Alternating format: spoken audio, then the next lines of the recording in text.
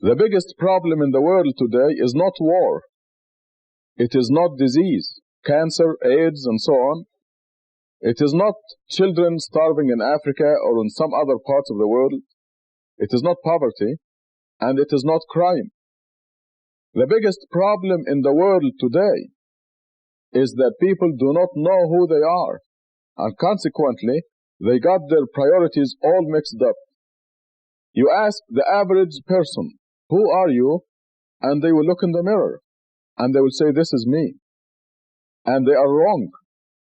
When you look in the mirror, you do not see yourself, quote unquote, you see your body.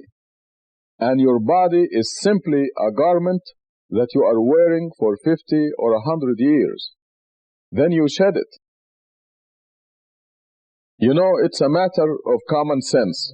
There is a difference between a living body and a dead body.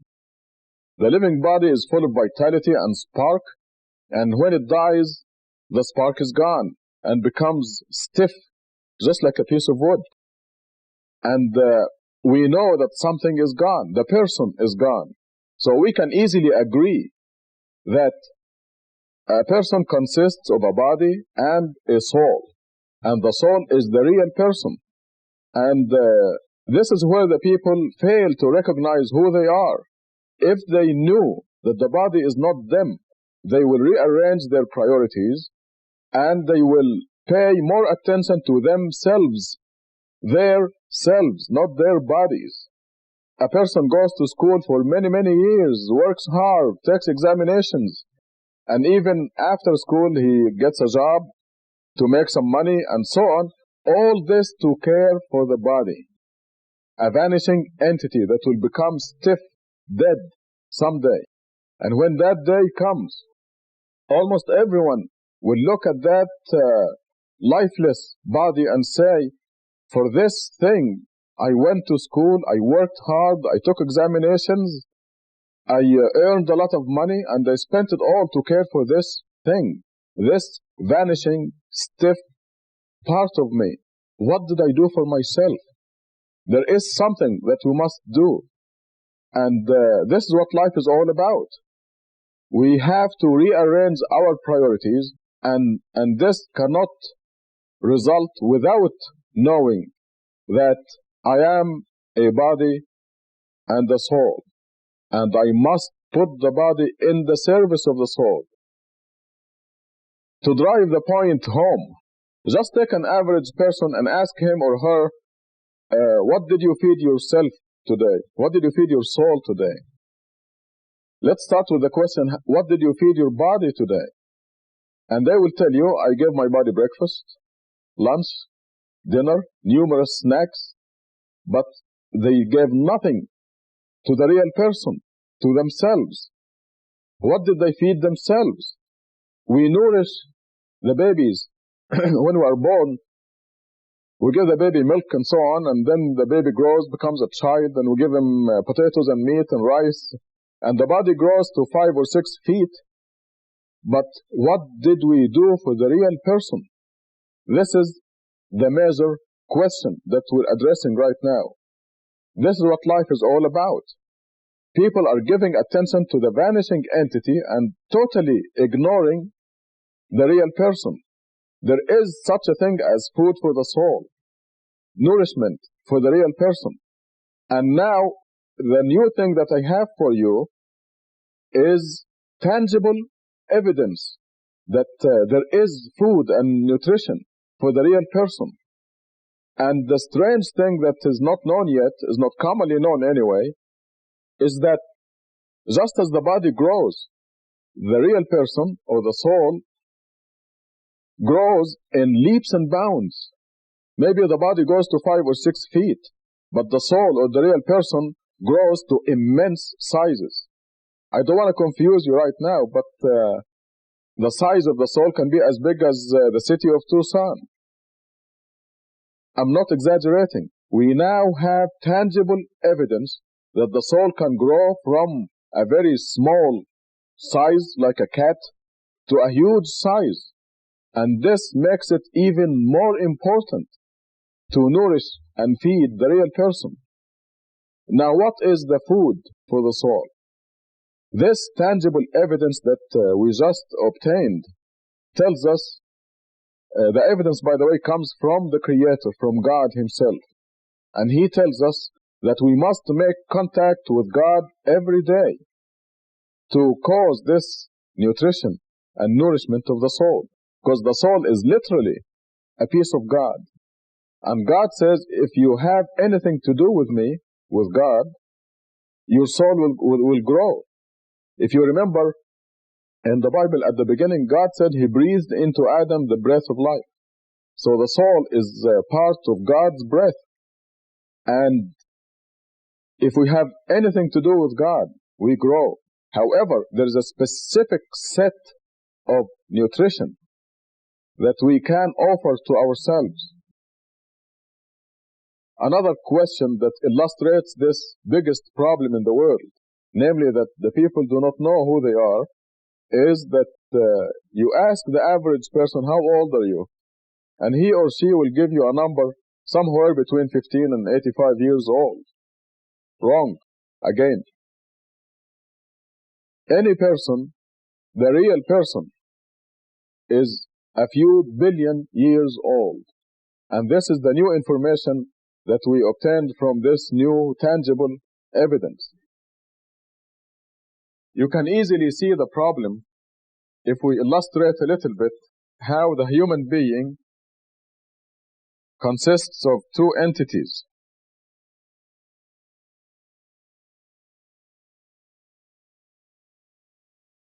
One entity is the body. Let us represent it by this dot right here.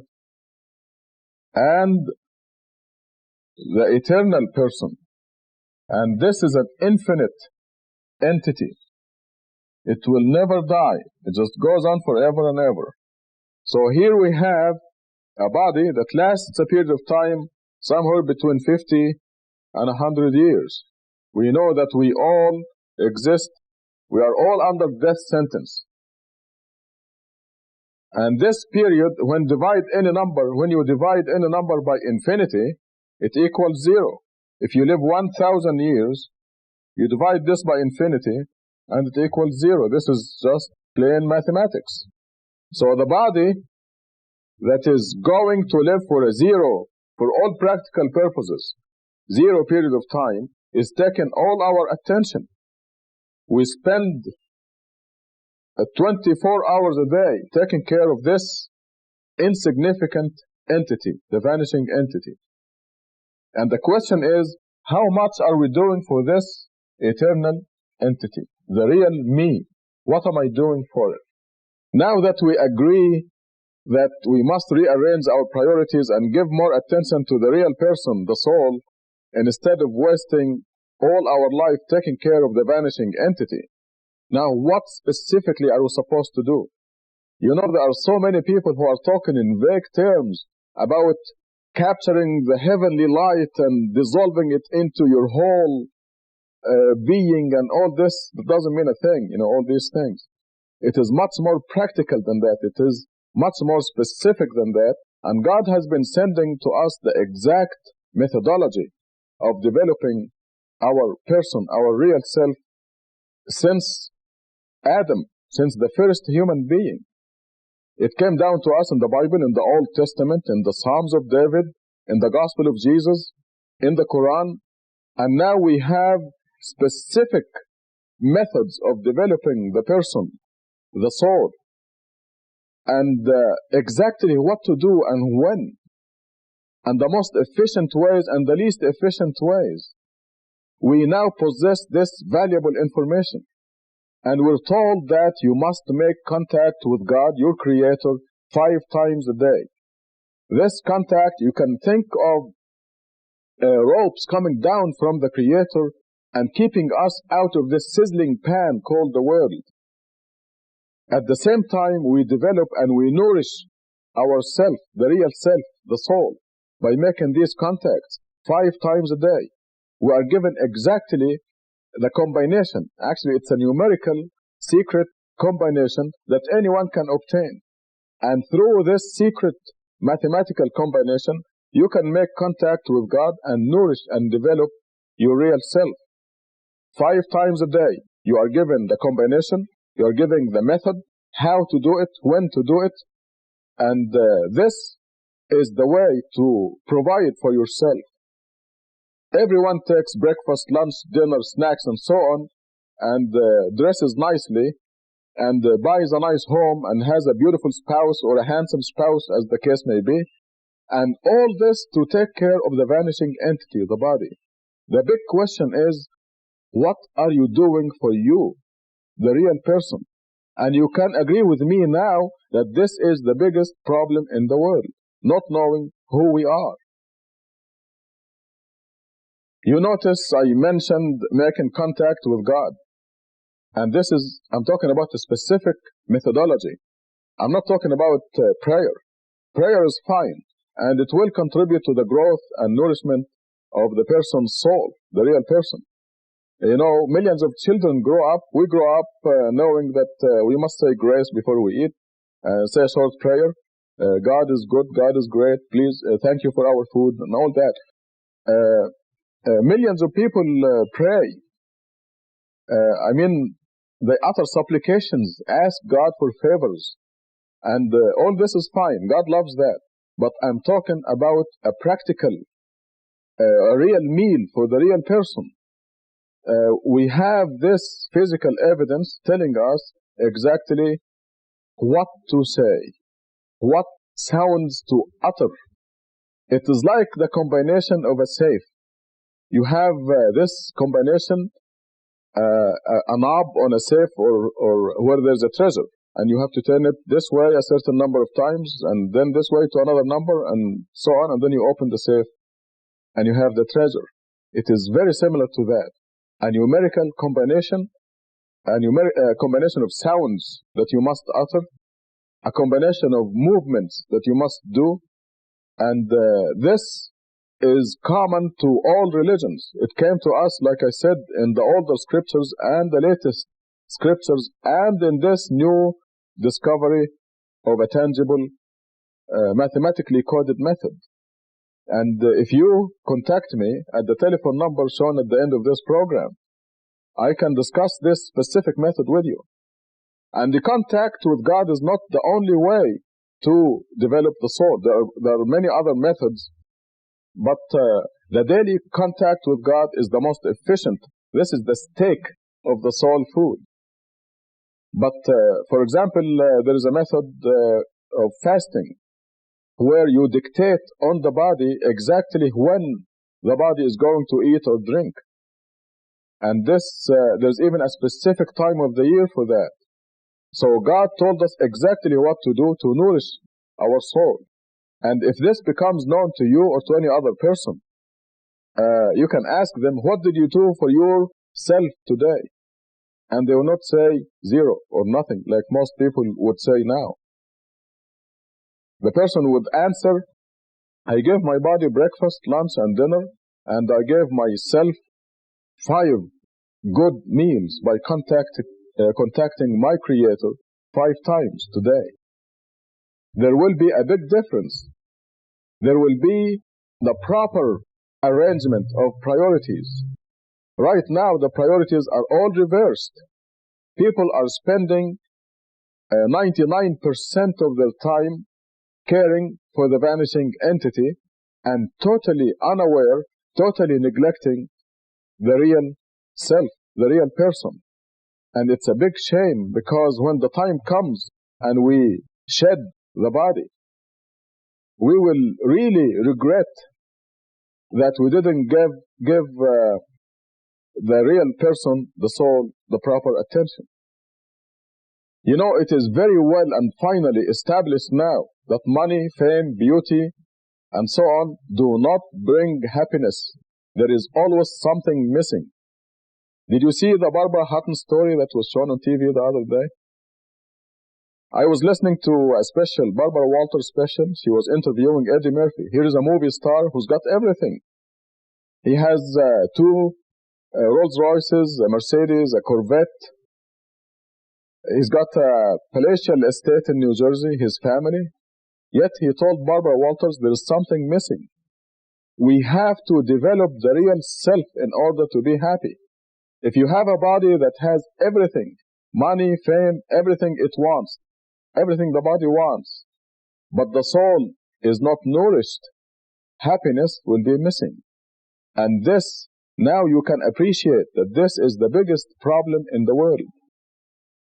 And I know what you're thinking. You're probably saying, what is the catch? How much do I have to pay for this?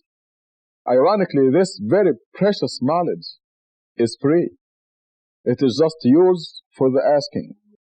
And like I said, it is there's no mincing of words. There is no vague ideas. I'm talking about specifics. Happiness has been the most elusive goal for everybody. And now we know that material success, money, fame, and all this does not bring happiness.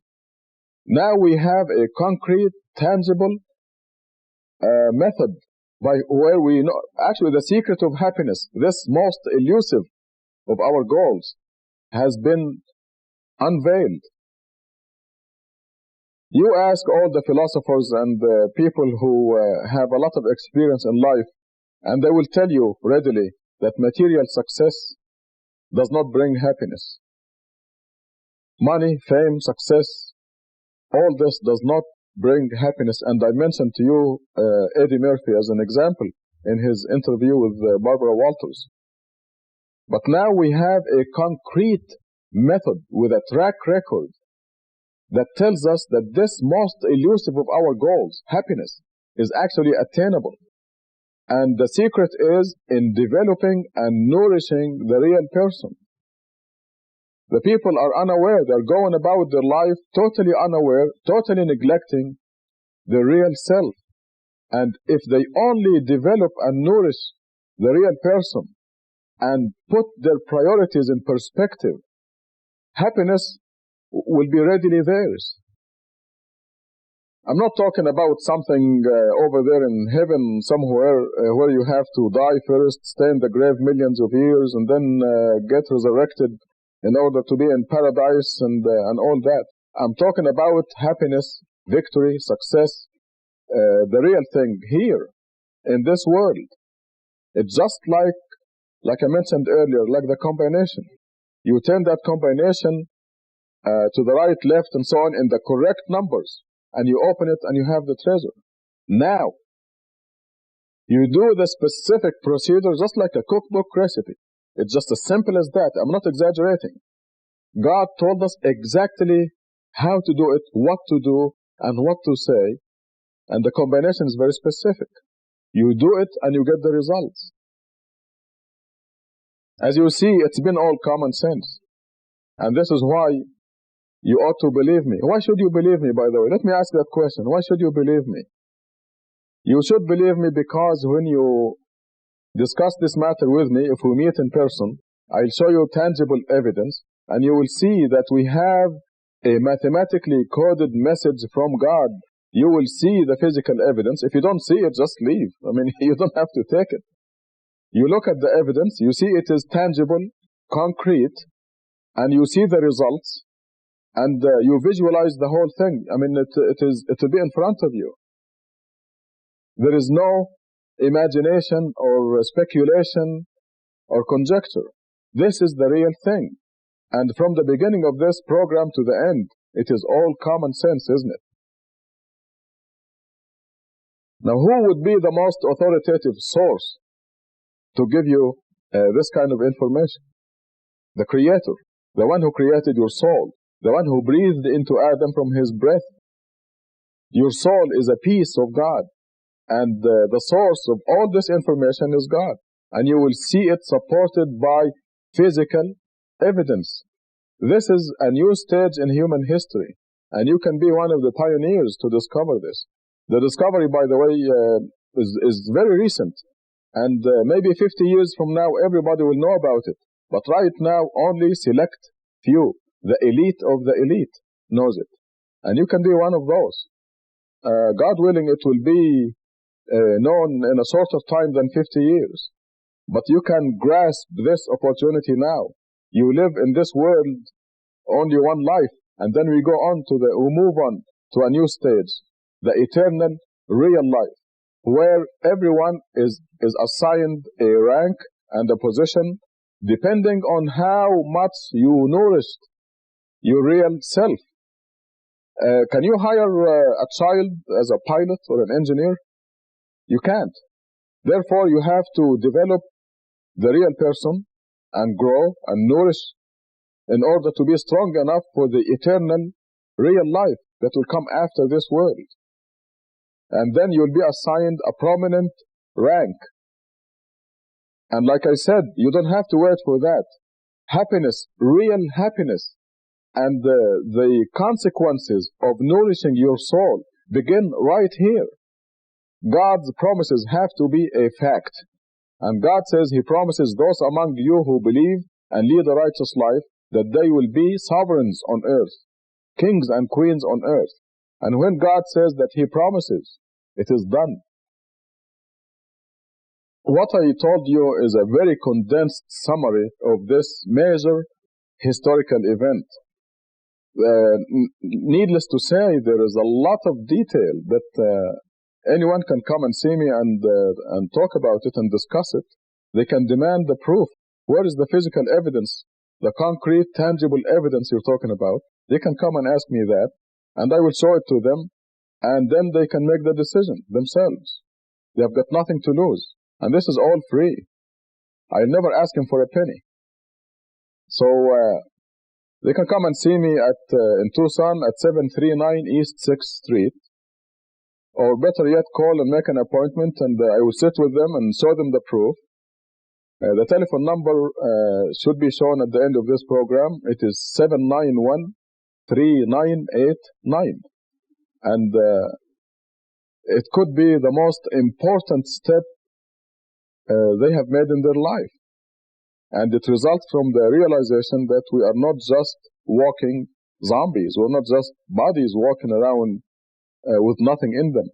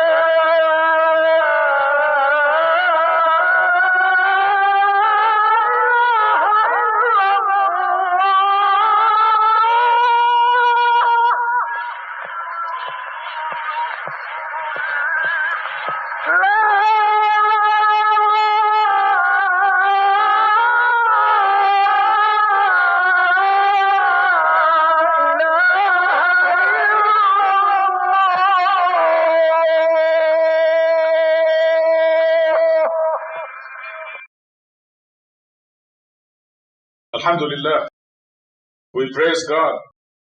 وأشهد أن لا إله إلا الله وحده لا شريك له. And we bear witness that there is no God except the one God. It is very important for any person to know who God is, to really appreciate why millions of people fall into idol worship. Why do they leave God and idolize Muhammad or Jesus or Mary or Saint Francis or Saint Jude or some helpless creature? And the main reason is that the people do not know who God is. They do not appreciate the greatness of God. So my purpose in this sermon is to share with you some idea about the greatness of God. And to appreciate the greatness of God, we have to think of this universe that we are living in. Our planet Earth is part of the solar system, as you all know. And by the way, I'm going to talk to you strictly about scientific facts, established scientific facts. This Earth is part of the solar system. It is the only planet in the solar system that has life. We went to the moon and we didn't see a single tree there or a mouse. Nothing.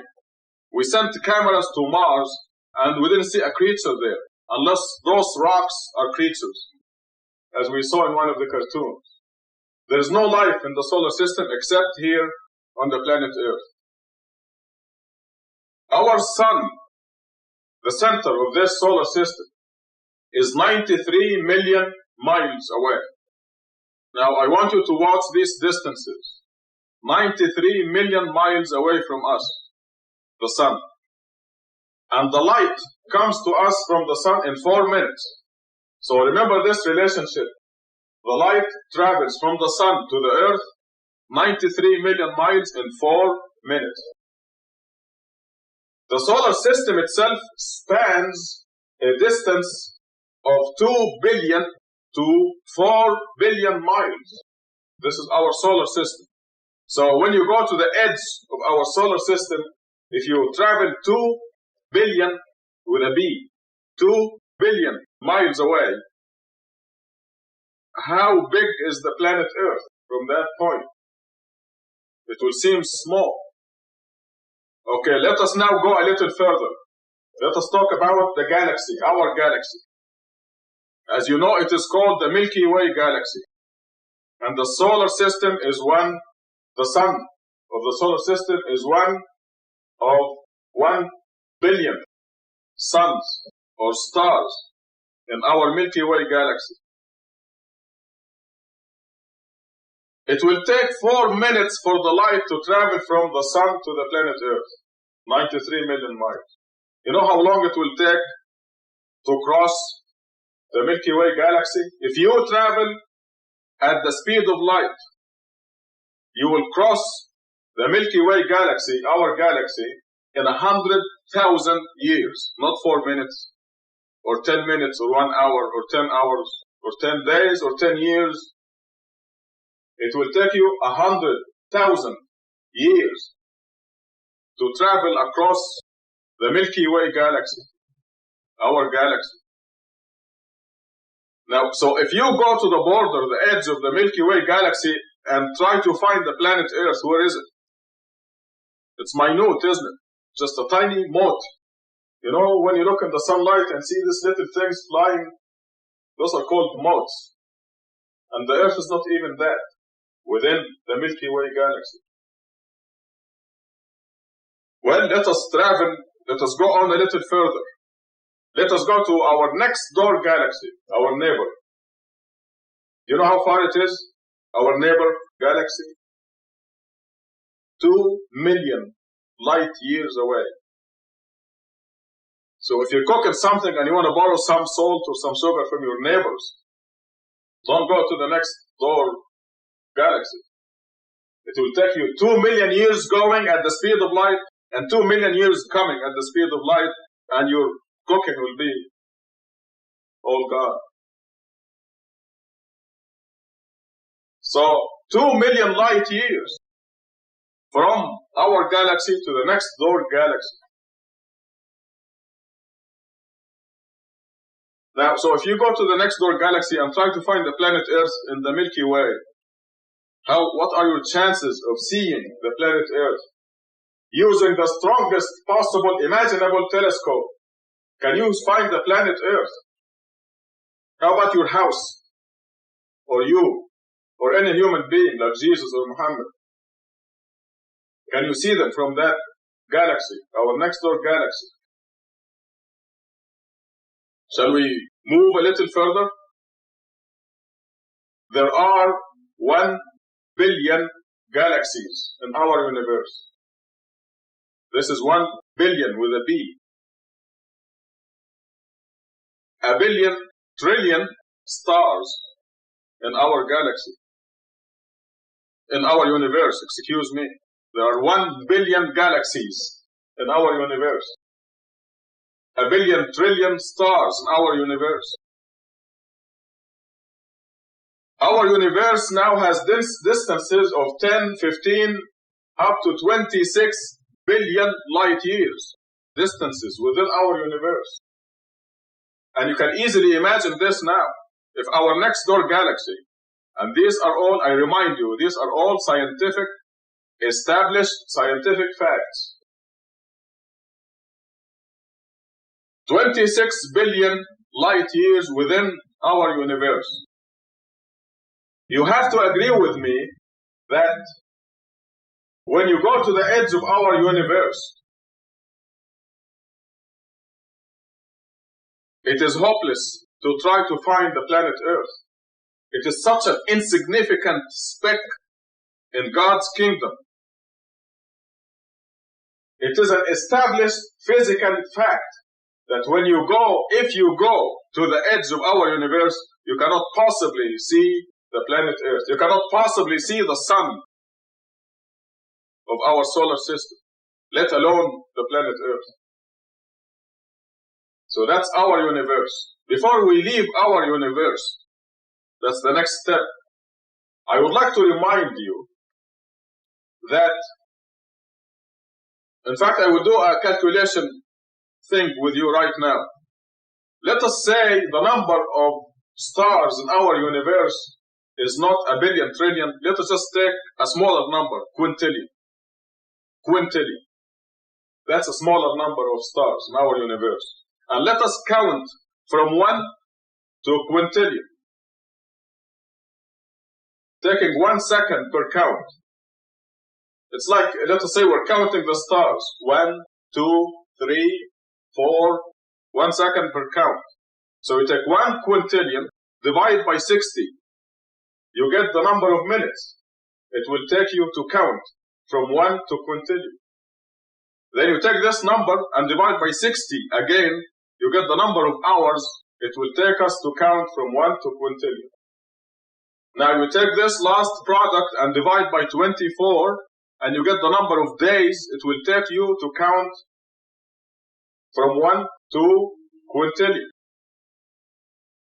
These are physical facts, as you see, just a simple dividing by the seconds, the minutes, the hours, and the days. Divide by 7, you get the number of weeks. Then you divide by 4, you get the number of months. You divide by 12, you get the number of years. It will take you to count, just count, a quintillion stars. You know how long it will take you? How many years? This is a mathematical, physical fact. It will take you 32 billion with a B, 32 billion years just to count a quintillion stars in our universe. And God created them. God didn't just count them, God created them. And we are talking only about stars in our universe. We're not talking about the planets that go with those stars. We're not talking about the uncountable decillions of heavenly bodies and meteorites that are in our universe. We're talking only about stars. The sun is one of the stars, our sun. By the way, it is one of the dim stars. The bright stars, the definition of a bright star is it must be at least 1 million times as bright as our sun. Look outside and see how bright the sun is. A bright star has to be 1 million times as bright as this, as our sun. We had a conference here at the University of Arizona that dealt with bright stars only. And the sun was not one of them, because by definition, a bright star is 1 million times as bright as our sun. So it will take you 32 billion years just to count, not to create, just to count a quintillion of the billion trillion stars we have in our universe. That's our universe. Now, prepare for a shock. This universe, our universe, vast as we can imagine, is only one of 7 universes.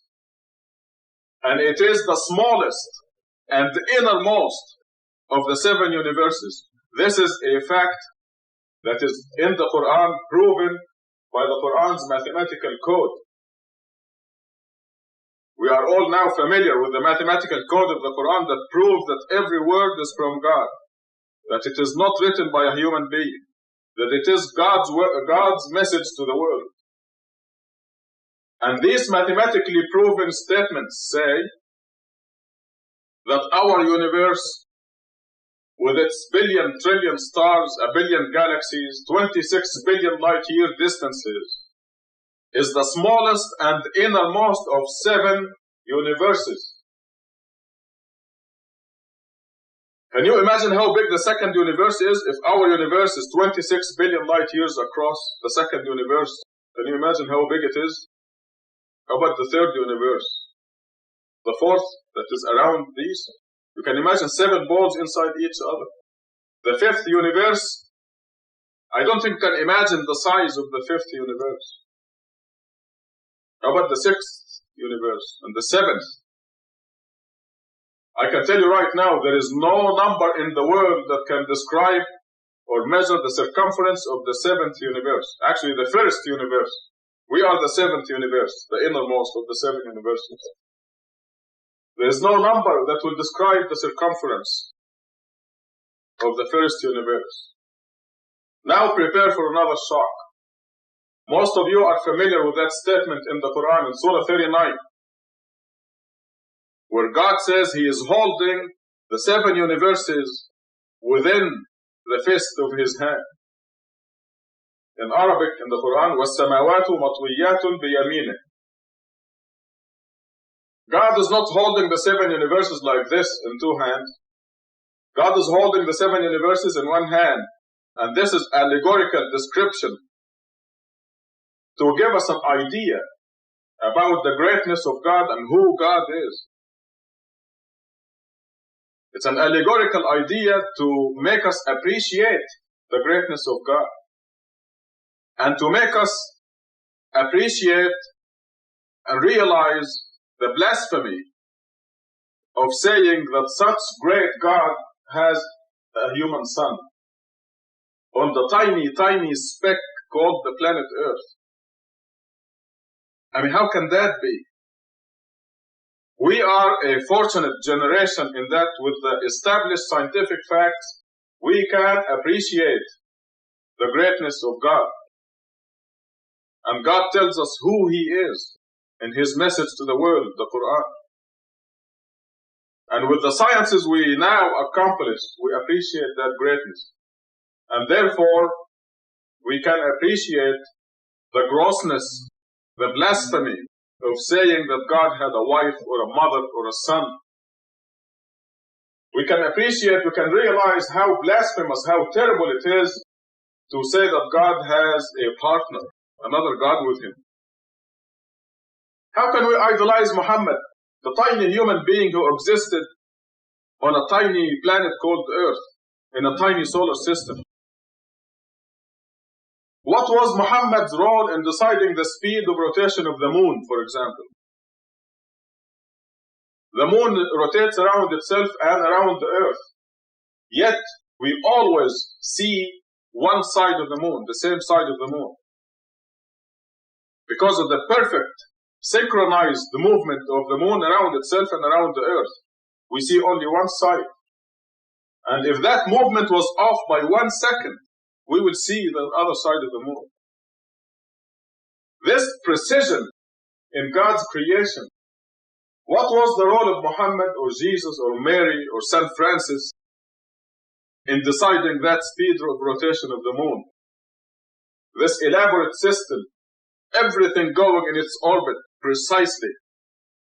We know exactly what time the sun will rise in the year 2025, July 4th, 2025. We know exactly, in Tucson, Arizona, for example, we know exactly what time will the sun rise and from what spot. Because the sun follows God's laws, God's creation, and follows the exact orbit. God is holding the 7 universes in His hand. That's who God is.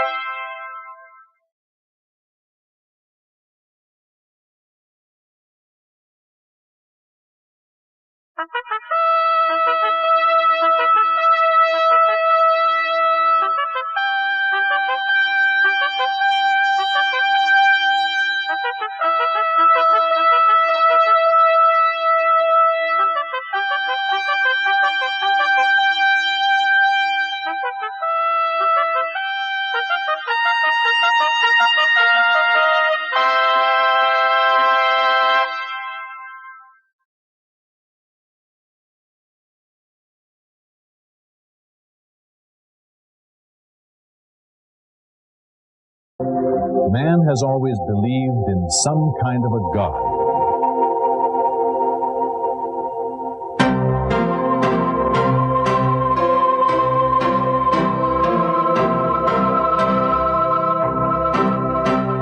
This need to believe in a supernatural and omnipotent being led many to search for a God, start wars in the name of a God, even create a God if they had to. Hello, my name is Bill Buck. In this report, we are going to present to you what we call the ultimate miracle. You see, when man chose to believe in gods, most of these gods had one thing in common. It was required that they be feared, worshipped, served, and revered. Numerous religions sprang up to serve these gods. Some of the oldest religions still exist today, namely Buddhism, Hinduism, and Shintoism. Some of these religions believe in many gods. For example, a god of fire, a god of water, a god of love, a god of prosperity, and so on. Then came the monotheistic religions, those that believe in one God, all of which are considered major influences in global history and affairs. These are Judaism, Christianity, and Islam, and significantly, they share a common belief in one global history and affairs. These are Judaism, Christianity, and Islam, and significantly, they share a common belief in one supreme God. Perhaps the best way to portray these is to look at Jerusalem, where all three religions mingle. We have a historical account of biblical and other prophets and the miracles that they are credited with having performed. There was Moses, who we are told talked to God and led the Jews out of bondage and brought them the 10 Commandments. He even parted the Red Sea when pursued by Pharaoh and his troops, according to the Bible. There was Jesus Christ, who is the Son of the living God to Christians. Through him, Christians entered into a new covenant with their Creator. Lastly, there was Muhammad. Muslim history tells us that in Mecca, God revealed to him the Quran, the Muslim holy book, which is recited fervently and followed by 1/5 of the world's population. For many centuries, and in spite of man's experience with religion, there still remain many mysteries. The most baffling and complex mystery of all remains the identity and the concept of this God that man has never seen and yet believes in so religiously. This sea of religious confusion has been swelling all the time. Many religions, all claiming to be right, began to break into sects. During all this time, man was advancing economically, socially, militarily, and intellectually. Man continued to advance technologically at an unprecedented pace. But in terms of religion, he was still in this sea of confusion, often misled by tricksters and deeply disappointed with his unanswered prayers to this unseen God. Disappointment and confusion led many to lose their belief.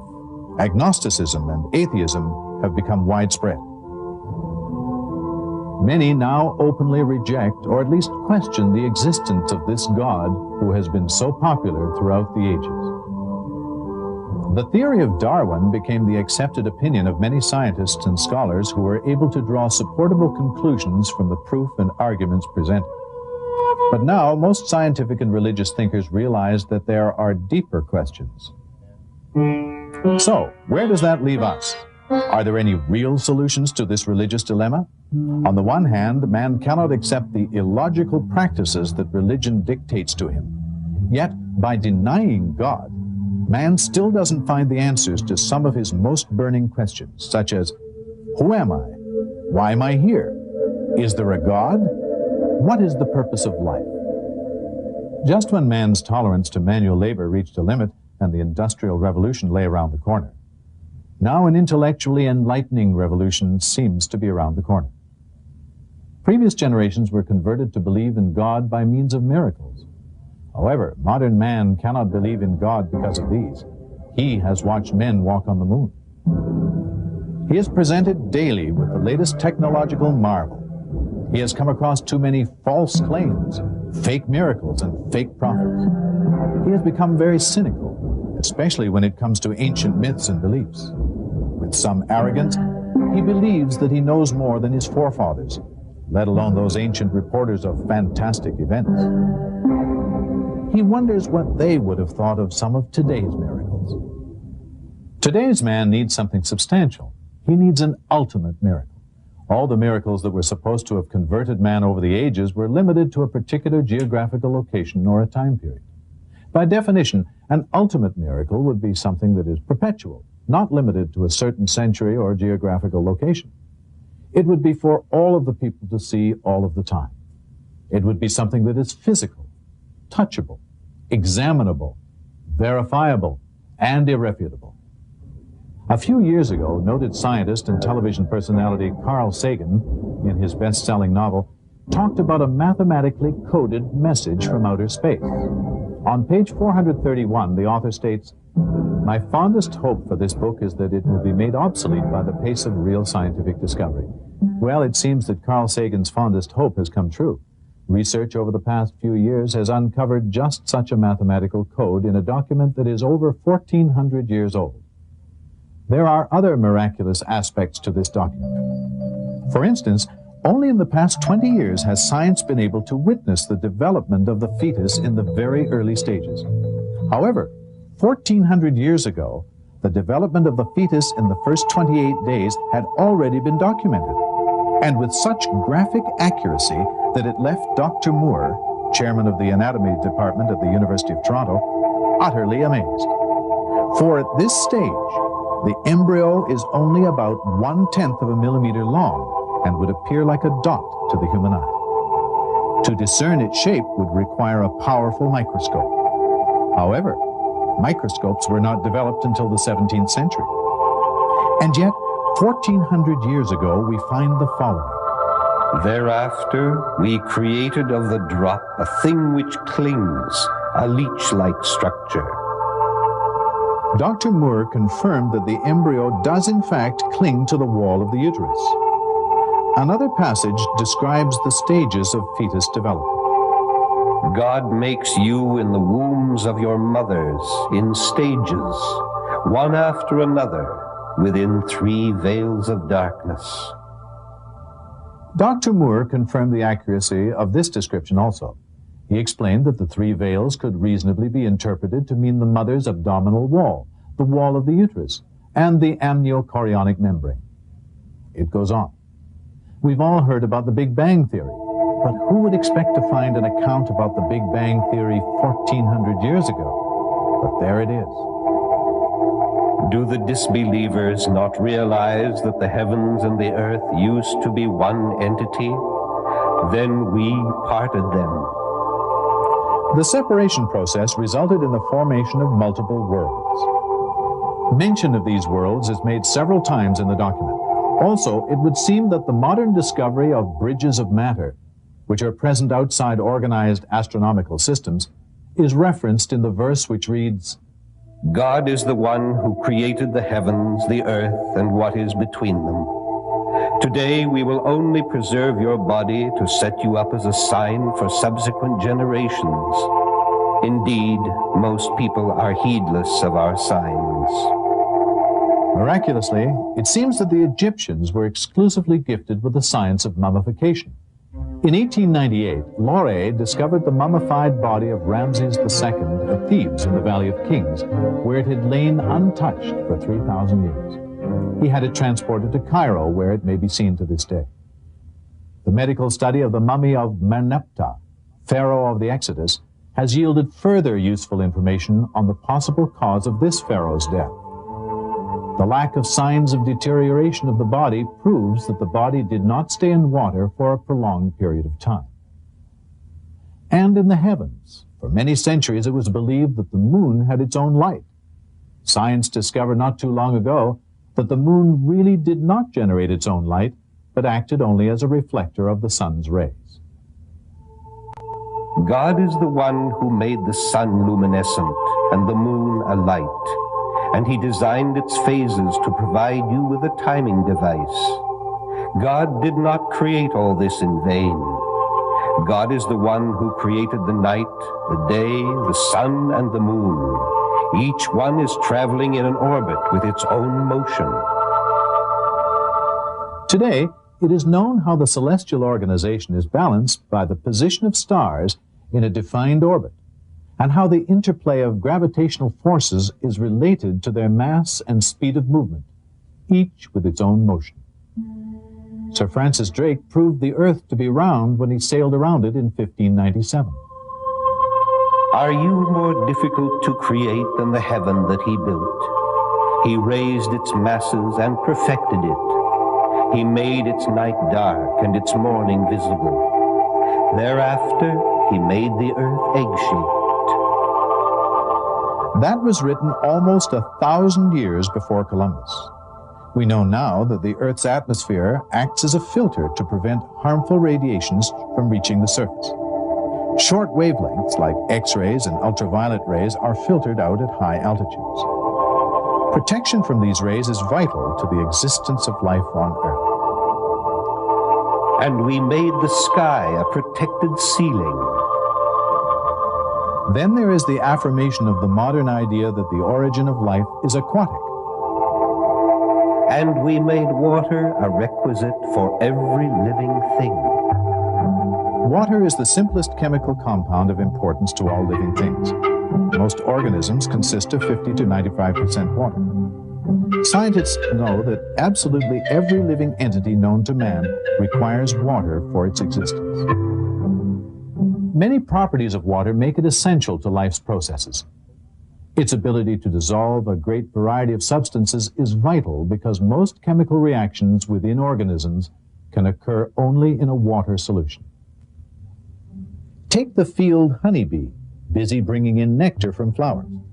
On entering the hive with a full honey sac, which is an enlargement of the esophagus, the field bee regurgitates the contents into the mouth of young workers, called house or nurse bees.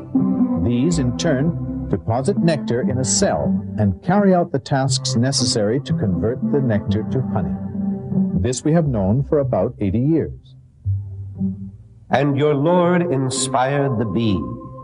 Build homes in the mountains and the trees, and what the people build for you. Then eat from all kinds of crops and obediently follow the designs of your Lord. Out of their bellies comes a liquid of various colors, wherein there is healing for the people. This should be a sign for those who reflect. Remember, this statement was made 1,400 years ago. How in the world could somebody have known 1,400 years ago that honey came from the belly of the bee? This document also claims that there is a healing property in honey. Honey does, in fact, have mild antiseptic properties. The Russians used honey to cover their wounds in World War II. The wounds retained an amount of moisture and left very little scar tissue. Because of its density, no fungus or bacteria could grow in the wound. It is also known that if a person suffering from allergies from a certain plant is given honey produced from that plant, that person builds up certain resistance to the allergy. 1,000 years before the discovery of the circulation of blood, and roughly 13 centuries before it was known what happens in the intestine to ensure that the organs are nourished by the process of digestive absorption, we find a verse in the document. From between the urine and the blood comes pure, delicious milk. Only recently was it found that from what the cow eats, there is a separation of nutrients into the blood and the urine, and the remainder ends up as milk. Progress in botany 1,400 years ago was nowhere advanced enough for it to establish as a rule that plants have both male and female parts. Nevertheless, we read in the document, God is the one who sent water down from the sky, and thereby brought forth pairs of plants, each separate from the other. Today we know that fruit comes from plants that have sexual characteristics, even when it comes from unfertilized fruits like bananas. Of all fruits, God placed on the earth 2 of a pair. This document stated to early man the remarkable premise that mountains move like the clouds. We know this to be true now, since the earth rotates around its axis and around the sun. But to an ancient, what could be more contradictory to the obvious than that mountains move? And yet, when you look at the mountains, you may think that they are standing still, but they are moving in the same manner as the clouds. Such is the creation of God.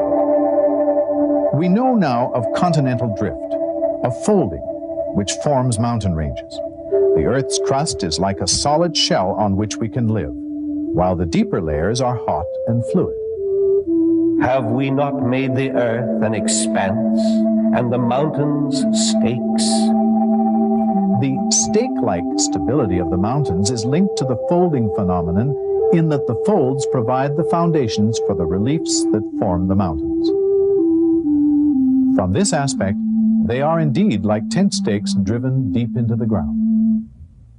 He makes his chest straightened, like one who climbs towards the sky.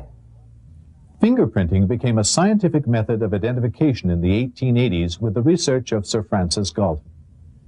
Galton calculated mathematically that no 2 persons could have exactly the same fingerprint patterns. We can even reconstruct the tip of his finger. All of these scientific phenomena have been taken from the same book. Other examples contain infinitely more precious data, which directly relate to facts discovered by modern science. But it took modern computers to discover them. It is only now that the numerous verses of this text have finally become comprehensible. Dr. Maurice Bucaille, an eminent French scientist, says that it is impossible to explain how a text produced 1,400 years ago could have contained ideas that have only been discovered in modern times.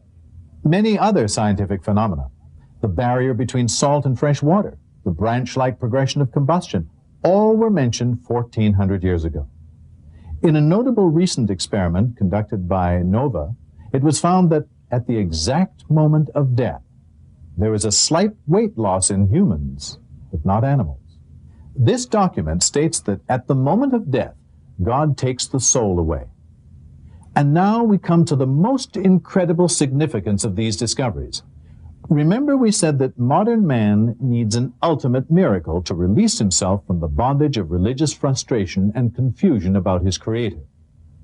Well, it so happens that this ultimate miracle does exist in this document, the identity of which we are about to reveal. This ultimate miracle exists in the form of a scientifically proven mathematical code that is touchable, examinable, verifiable, and utterly irrefutable. Not only does it prove that the author of this divine document is God Almighty, but it also serves as the first physical evidence for the very existence of God. And it serves as a means for preservation, for the document itself, so that the reader knows that every word, indeed every letter, is from God Almighty. This document is the Quran. And the ultimate miracle is the perfect and unchallengeable mathematical code. This mathematical code, this signature of the Creator, has always been here in the Quran for all to see. But only recently was it revealed, and then only with the help of a modern computer, by Dr. Rashad Khalifa, the Imam or minister of the Mosque of Tucson. Briefly, let me explain. The Quran consists of 114 chapters. 29 of these chapters are prefixed with letters that remained mysterious for 1,400 years. Nobody knew what they meant until now. Before we go into details of this, let us look at a simple example that will allow us to realize the magnitude of this miracle. Take a simple sentence like, Jack and Jill went up the hill. There are 7 words and 24 letters in this sentence, and this is called the simple mathematical structure of this sentence. Now, let us try and change this mathematical structure, but still try and convey a specific meaning in good English.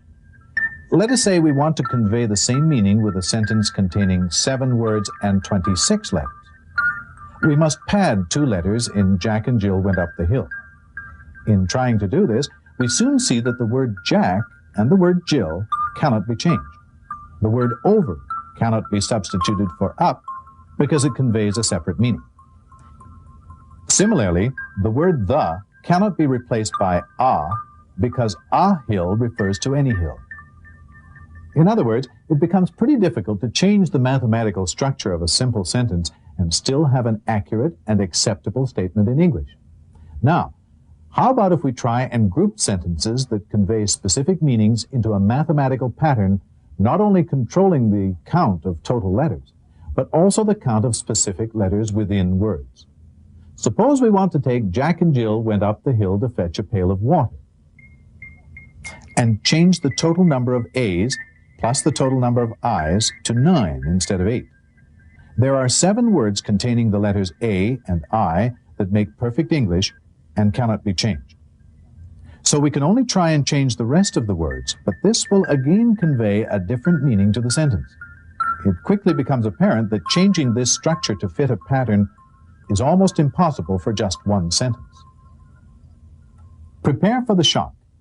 The document, the Quran, contains an exquisitely sophisticated control of letters across chapters, within chapters, in combination of letters between words, in total number of sentences, in total number of words, all interlocking with one another, rendering it impossible to duplicate, even with the most powerful computers. Yet, it remains very simple to understand. For example, 29 chapters, roughly 160,000 letters, are prefixed by mysterious letters. Chapter 50 starts with just Q. Chapter 2 has ALM. Chapter 19 has 5 letters as a prefix, KHYAS. Please note that we have chosen English equivalents of the Arabic letters for simplicity of illustration. It was found that the letter Q occurs in chapter 50 exactly 57 times, or 19 times 3. The A's, L's, and M's in chapter 2 occur a total of 9,899 times, and so on, without a single exception in all the initial chapters, with the occurrences in multiples of the number 19. At the same time that the A's, L's, and M's are controlled in 7 chapters that have ALM as a prefix, the A's and the L's are part of the Arabic word for God, the occurrence of which is also being controlled, as you will soon see. At once we realize that there is a deliberate, superhuman design that binds the book's chapters, verses, words, even letters. For if one letter was changed, deleted, or added, the whole system collapses. And the fact that this system was discovered 1,400 years after its creation proves that it has been perfectly preserved. The foundation of this mathematical code is the opening statement. In the name of God, most gracious, most merciful, and this contains exactly 38 alphabets, or 19 times 2. In the language of the Quran, Arabic, it contains exactly 19 alphabets and 4 words. These 4 words, namely name, God, most gracious, and most merciful, appear in the whole book 19, 2,698, 57, and 114 times, respectively. All these are multiples of 19. The total number of verses are 6,346. The total chapters are 114. Again, multiples of 19. We are beginning to see that this unique code must have been pretty difficult to construct. On it are 19. Indeed, by the moon, by the night as it passes, by the morning as it shines, this is one of the greatest miracles. Greatest miracle indeed. And now we realize that 19 is the Creator's signature on everything He created. For example, you and I have 209 bones in our bodies, 19 times 11. A full-term fetus remains in the mother's womb 266 days, 19 times 14. The sun, the moon, the earth line up in the same position every 19 years, and on and on and on. The viewer may wonder, why 19? Well, using our ancestral system of numerology, the Arabic and Hebrew word for one has a value of 19. And this is what the message of Quran is. One. One God and one brotherhood of nations under God. The Quran was written under God's direction. One thing is clear. No human being could have written such a complicated and perfectly mathematically coded text. Not then, not now, even with the aid of computers. One of the most important functions of the Quran's mathematical code is that it proves and authenticates by physical evidence all the miracles of the previous prophets and messengers. Moses parted the Red Sea. Jesus revived the dead and healed the hopelessly blind and the leprous, and so on. Now these miracles are mathematically composed within the Quran and proven by this code to be true. God was the witness. His words are divine. And what He has proven by means of the ultimate miracle is that the Quran is indeed His word, the word of God. Therefore, let us look to it to answer some of our most crucial questions, such as why are there famines, disasters, and diseases? And what is the overall purpose and meaning of life? And what of peace, that elusive dream of the righteous, universal man? Given now that the message of the Quran is one God, one brotherhood, think of it. All the power and love in the universe in one supreme being, who has assured us that He not only exists, but communicates without question to those who believe and seek out the truth. His laws and commitment. Imagine what can be achieved by following His laws and directions.